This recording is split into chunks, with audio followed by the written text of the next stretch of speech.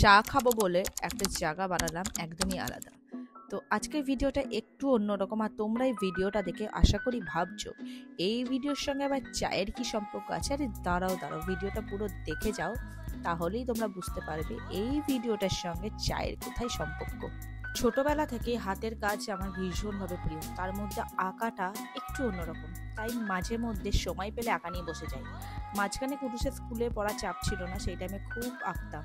কিন্তু এখন যেহেতু কুটুসের স্কুল স্টার্ট হয়ে গেছে, এখন আর সময় পাই না। গরমের ছুটি আর বেশ কিছুদিন বাকি রয়েছে, তো ভাবলাম চলো একটু আঁকাঝোঁকা করে নিই। ওর স্কুল খুলে গেলে তো আর সম্ভব হবে না, তাই কিছু আঁকা এঁকেছি যেগুলো তোমাদের সঙ্গে ভিডিও করা হয়নি। তো ভাবলাম চলো এগুলো যখন আঁকছি একটু তোমাদের সাথে ভিডিও করে নিই, কারণ কিছু আমি করব সেটা তোমাদের সাথে শেয়ার করব না, সেটার জন্য আবার পেটের ভাত আমার হজম হয় না।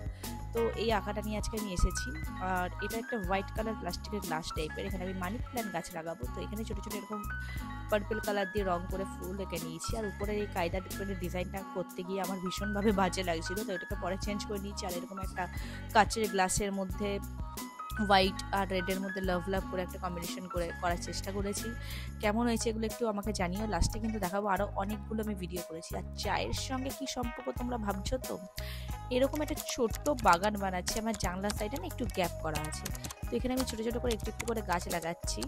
আর এই গাছগুলো লাগিয়ে যখন বাগান হয়ে যাবে ছোট্ট মতন, তো এখানে দাঁড়িয়ে দাঁড়িয়ে আমি বিকালে আর সকালে চা খাবো। আমি চা খাওয়ার ভীষণভাবে শৌখিন।